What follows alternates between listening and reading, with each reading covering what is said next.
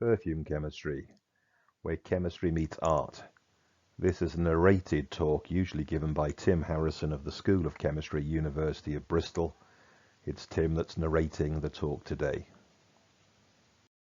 Strictly, the talk should be called Fragrance Chemistry, where chemistry meets art. The difference between a fragrance and a perfume will be explained during the course of this talk. During this talk, I'll probably use the terms perfume and fragrance interchangeably. They do actually have different meanings. We'll get to that. Okay, so what do people think about fragrance chemistry? They usually think, of course, it's some form of smelly chemistry. We're used to nice smells and awful smells in the laboratory and in everyday life. Nice smells, of course, may include those coming from plants such as the rose. When you wander around a departmental store through the fragrance section, you get a waft of various smells that are being sold to consumers. If I was to ask you how many fragrances you were wearing today, some of you might say 0, 1, possibly 2. Most of you are wearing between 8 and 12. If you showered this morning, you'll have applied some shower gel, some hair conditioner, some shampoo, some soap, each of which is adding fragrances to your body. When you come out of the shower, you may dry yourself off, clean your teeth. The toothpaste has a fragrance added. You put some underarm deodorant on with a fragrance added. You might have put some makeup on and some skin conditioner, each of which has got a fragrance added. You then wear clothes which have come from the laundry with fabric conditioner with a fragrance added. You may then decide to put on a spot of perfume or aftershave, the more acceptable form of fragrance that everybody understands. There are hundreds and hundreds of different chemicals in your home with fragrances in. Fragrance chemistry is big business. Everything from your cleaning products to various household cleaners, including, of course, the ubiquitous air fresheners. So what is perfume? What is a fragrance? Well, in the West, it's simply an alcoholic mixture. 2 components, the essential oils, the smelly bits, and a bit of denatured ethanol, which used to be called ethyl alcohol. Ethanol is the name given to the alcohol found in alcoholic drinks. The term alcohol has a different meaning from the person in the street to a chemist. Alcohol is the name of a whole family of chemicals containing the OH functional group. Why am I making a fuss about perfumes and fragrances? Well, a perfume is a concentration. It's a concentration term. 22% smell, the rest made up with solvent. And the other terms that you'd be familiar with, eau de parfum, eau de toilette, eau de cologne, are also concentration terms. And just in case some of you are a little new to chemistry, the alcohol that we are talking about here has the formula in red in the middle of the page. Why use ethanol? Well, firstly, ethanol is a good solvent. It dissolves up the essential oils well. There aren't 2 layers present in a bottle of fragrance. It's not just a case of one oil floating on water. The ethanol itself has hardly any smell. Very few people are allergic to it, at least on the skin. There are people who are allergic to getting inside your body. And it vaporizes very quickly, so we say it's volatile. And there's a reminder that we are still talking about the same alcohol that's found in alcoholic drinks such as that beer. You will have noticed I didn't just say we use alcohol or ethanol. I said we use denatured alcohol, denatured ethanol. So what's all that about? The alcohol that is used has added to it a chemical called denatonium benzoate. That has a trademark of Bittrex. Some of you, when you were younger, may have bitten your fingernails. Your carers, your parents, may well have applied a foul-tasting, clear nail varnish to your fingernails to stop you putting them in your mouth. Denatonium benzoate is the foul-tasting chemical found in those corrective nail varnishes. Why do we bother? Well, if we used just alcohol that was fit for drink, we'd have to pay governmental taxes, the same as we have to pay on spirits, wines and beers to the Chancellor of the Exchequer. If we make sure the alcohol is unfit to drink by adding an adulterant such as Bitrex, then we don't have to pay it. It makes the starting materials cheaper. There's an added side effect to that. It actually is a safety feature. It stops the little ones, the carpet crawlers, from putting too much of their parents' perfume, their parents' fragrances into their mouth. The foul-tasting Bitrex would make them either spit it out or vomit out the chemicals before it has a chance of doing damage internally. And if you wondered what denatonium benzoate looks like, there is a skeleton formula. For those not used to skeleton formulas, it's a way of representing chemicals without having to add every single atom that's present. A skeleton formula ignores all the carbons. It simply puts down the bonds that connect them to other atoms. Since carbon always has 4 bonds, any missing bond is assumed to be attached to hydrogen. The only symbols that you then see are those which are not carbon or hydrogens attached to carbon. Let's consider the sense of smell or olfaction. And for this, you will need to have a good look at the diagram that's on the slide. Odours, smells, are detected by the olfactory epithelium. Now, the olfactory epithelium can be thought of as a bit of your brain hanging down into a void, a cave, or the olfactory bulb that's situated probably just above the bit that's between your eyes. And it's there that the chemicals involved in the smell interact with the brain. How they interact is still the subject of much debate. The mechanism isn't understood.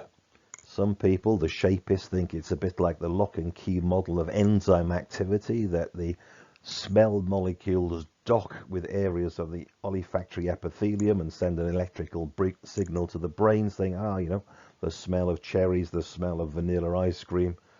Others say it sets up sympathetic vibrations, which generates the electrical impulse to the brain. There's even a third thought of quantum tunneling, but we won't go into that.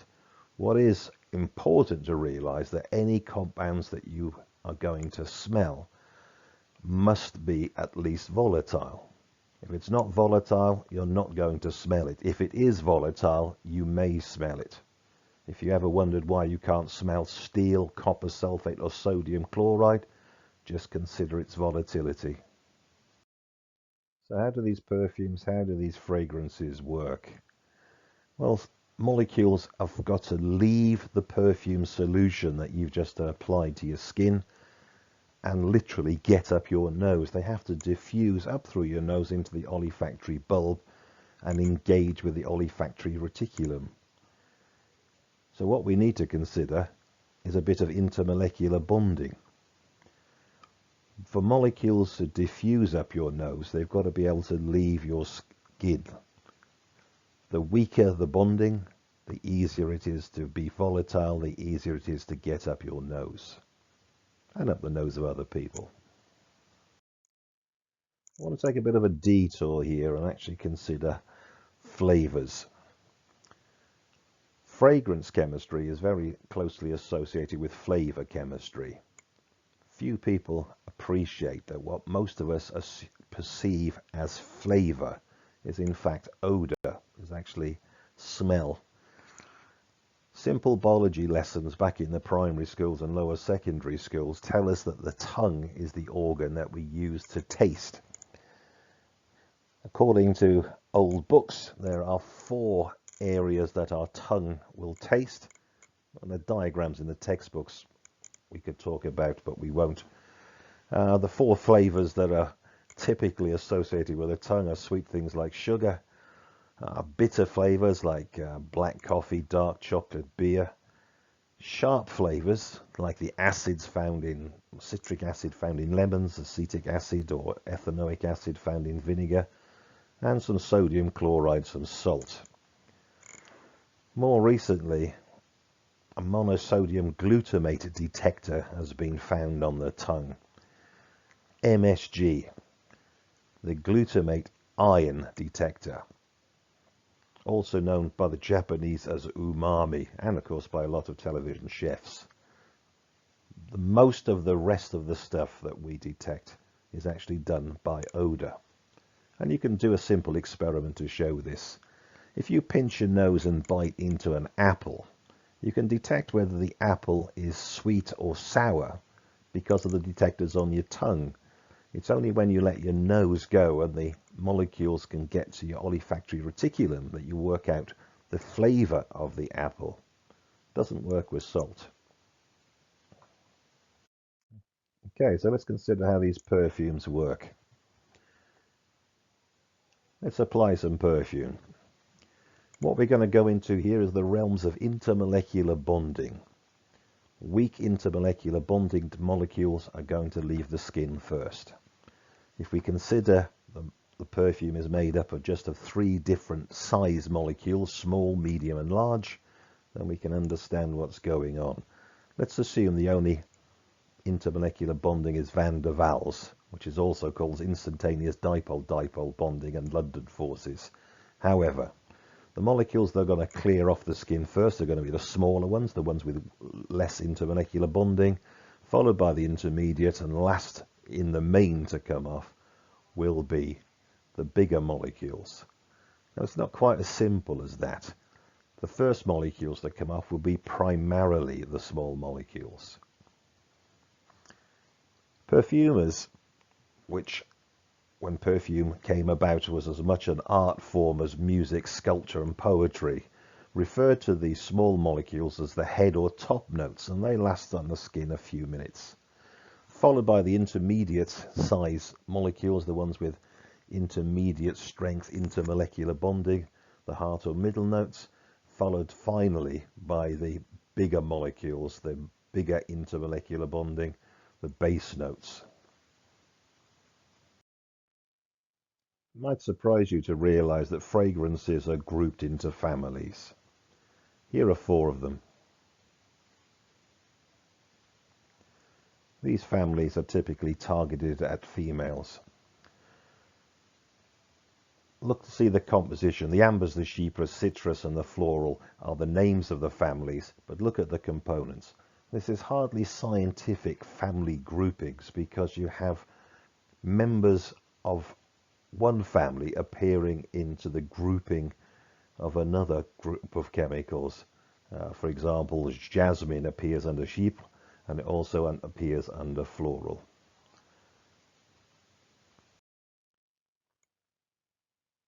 Here are the family associated with males: fougere, leather and woody.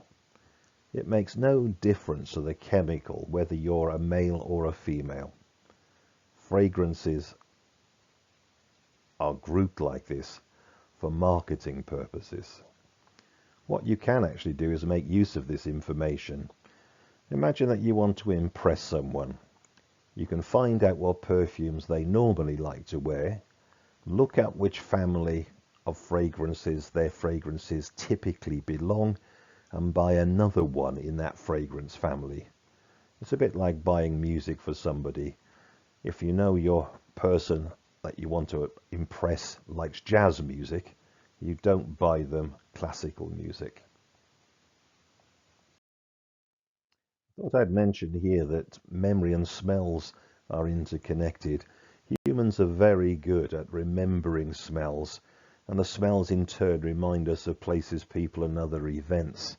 Now, if we were back in the laboratories at the University of Bristol at this point, I'd give you some smells to identify, do a bit of olfactory analysis. But as this is a talk, we can't do that. Let's get down to a bit more detail. These fragrances that are marketed are fairly complex mixtures. A fragrance is made up of many different chemical compounds. Those compounds themselves may be individual compounds that are deliberately added. They may be plant or animal extracts, which themselves are already mixtures.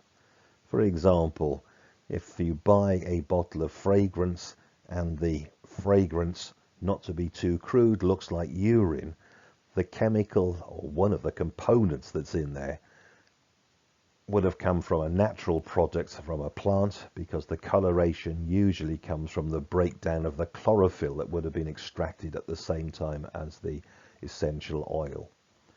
Some of the darker fragrances that are on offer might contain chemicals extracted from the bark of a tree. Some chemicals that are bright purple, for example, are likely to contain food coloring, unless they've come from lavender extracted from the plant itself.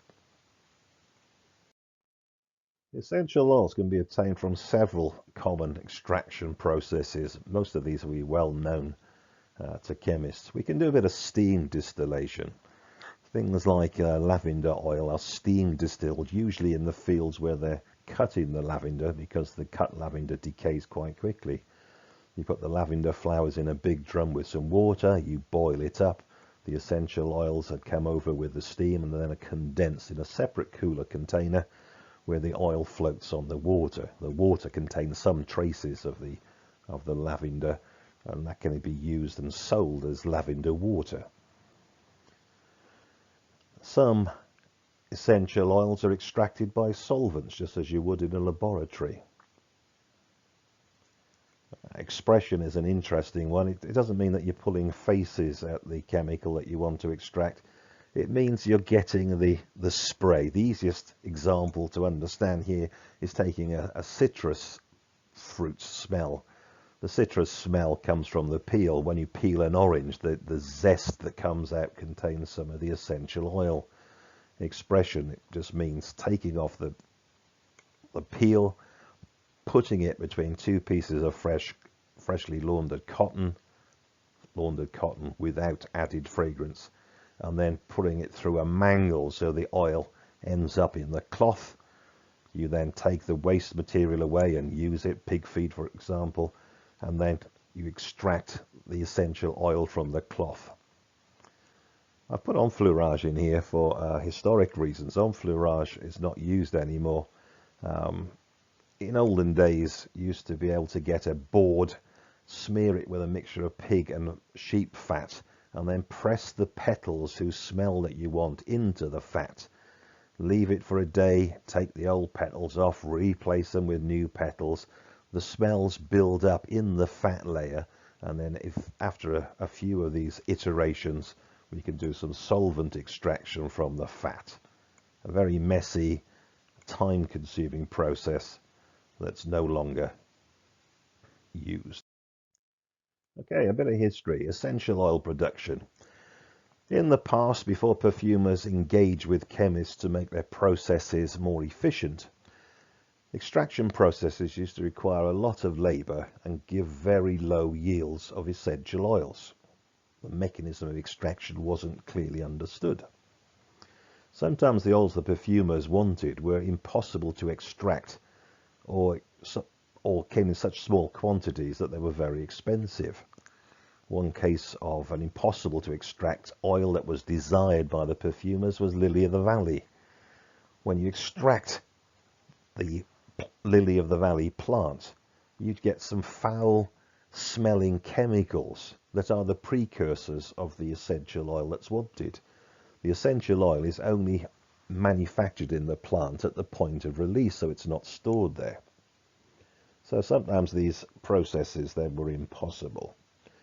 Now, if we want some data, it takes 5 to 6 tons of rose petals, to obtain just 1 kilo of the essential rose oil. The world production of rose oil from natural sources would fit on the back of a single heavy goods vehicle. It's about 20 tons. It does mean that you'd have to pick 100 to 120,000 tons of rose petals to get the world production. That would be expensive. This takes place, if I remember correctly, in Bulgaria and Turkey. Chemists can actually make far more rose oil much more cheaply using synthesis to actually make the chemicals in a laboratory. So in come the chemists. Chemists can make extraction methods far more efficient. It's part of the normal work of a laboratory chemist to be able to extract materials efficiently. Applying that to natural product extraction, such as essential oils, is a fairly simple thing to do. Organic chemists, those who deal in carbon-based compounds, most chemicals are carbon-based, can synthesize substitutes to create totally artificial fragrances that are wanted, or to be able to synthesize, for example, lily of the valley that I talked about before. We can make them in a laboratory. These synthetic chemicals are usually referred to then as nature identical compounds. Okay, let's put some more of our chemistry to work. Fragrances are expensive. Small bottles can be anywhere from £30 to £100 and much more. Fragrances can go off. Being a complex mixture of chemical compounds in the bottle, reactions can occur between the compounds. There are large numbers of compounds in these bottles. Chanel No. 5 has over 80 different chemical components, some of which can react with each other. If they react, the smell profile changes. So let's stop the reaction. How do we do that? Well, most of us realize that light can cause chemical change. Photosynthesis and photography are just two examples. Don't store your bottles of perfume on your windowsill where there's a lot more light. Better still, have perfume in dark glass bottles. That's like clear glass bottles, but with sunshades on. Even better, keep your perfume bottles in the box they came in the cupboard. Expensive perfumes come in black lined boxes to cut out any stray light coming through the packaging. Keep the temperature down. A well-known rule of thumb in chemistry is that a 10-degree temperature rise doubles the rate of reaction. If you turn that on its head, a 10-degree drop in temperature will halve the rate of reaction. If you're really serious about perfumes, why not get yourself a perfume fridge? Don't put your perfumes in a normal food fridge, because the food fridge contains fatty foods. Perfumes components dissolve better in fat than they do in water. You don't want your double cream milk butter all smelling of your latest fragrance. The headspace. Now, the headspace is the technical name for the air gap between the liquid and the top of the bottle. Air, of course, contains oxygen. A lot of organic chemicals react with oxygen. They oxidize. So you need to reduce the headspace. Now, in a laboratory, you can flush out the airspace using nitrogen. At home, you can't do that. But what you can do at home is invest in a few small glass beads, glass ball bearings, pop them into the liquid. That'll increase the level of liquid in the container and cut down the oxygen content in the headspace. If you're not big into fragrances, use small bottles, not large ones, for obvious reasons. Be careful where you buy your fragrances. Choose a shop that's with a high turnover. That way the fragrances haven't been busy reacting in the bottles in the storeroom. Okay, so let's look at the chemical structure of some common fragrance compounds. Again, a skeleton formula. For those with a bit more chemistry knowledge, you realize this contains a carbon-carbon double bond, so it's an alkene, and an OH, which is the alcohol functional group. If you put your carbons, hydrogens, and oxygen atom together in that format, you'll get the smell and flavor found in mushrooms. The molecule on the right hand side is again an alkene and an alcohol, but if you put your atoms together in that particular combination, you'll get the smell of freshly cut grass. Now, a lot of people like the smell of freshly cut grass, but people don't want to invest in the labor it takes to cut the grass. If you're one of those, just buy yourself a bottle of 6-hex-3-enol and you can have the smell of freshly cut grass all the time. Different functional group here. This one is an aldehyde, and that's the smell of freshly cut stems of flowers that some people like. This is one of my favorite aldehydes attached to a benzene ring. That's benzaldehyde, which is found in both cherries and almonds. And since almonds are used to make marzipan, marzipan also contains benzaldehyde. A few more. The functional group that's present here in the middle of the molecule is an ester group. That is the main component of the smell and taste of strawberries. Rearrange the ester slightly, you have the smell and taste, the main smell and taste molecule of bananas. This is an ester with an alkene in it, that's pineapple.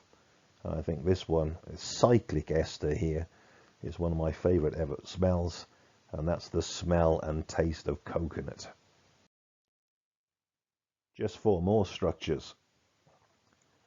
Slightly getting a little bit more complex here. The chemistry involved is an aldehyde, as you can see at the top of the molecule. There's an alcohol functional group attached to a benzene ring, which strictly makes it a phenol. And there's an OCH3 group in there, which is an ether link.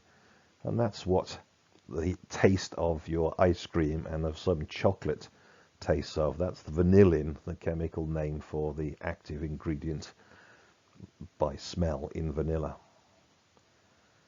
This might look a bit similar in that it has an OH and an OCH3 functional groups in it, but this time we've changed the top of the molecule, got rid of the aldehyde and just put an alkene chain in there, and that's the smell and flavor of cloves or eugenol. Eugenol, by the way, used to be used as an anesthetic by dentists. If you had toothache, you could rub your gums with oil of cloves. This is not an aromatic, this is simply a bent molecule. It's that is nerol, which is a citrusy type smell. And last, related to the nerol, we have geraniol, which is a sort of generic floral smell found in roses, and it's also found in some fruits such as the lychee. Okay, we're coming towards the end now, but if we're looking at using this information, some top tips in choosing fragrances. Fragrances that change, or your perception of fragrances change depending on a number of factors. The time that you apply, if you put some fragrance on your wrist and you smell it straight away, you're only going to smell predominantly the top notes. You should actually wear a fragrance for quite some time before deciding to smell it, so you get to smell the middle and base note components. Fragrances change with time. If you're already wearing fragrances, you shouldn't really go choosing new ones, because you're getting a mixture of all the fragrances in one go. So how would you know what you're smelling? One way around that is to spray the stuff onto some filter or blotting paper and waft that under your nose rather than putting it on your skin. Depending on what you've just eaten, that may also affect your choice. Eating foods like garlic and curry, it's not going to be optimal when it comes to choosing fragrances. Whether you're ill or not will change the way that you perceive fragrances. And also whether you're menstruating, pregnant or lactating will change the way you perceive.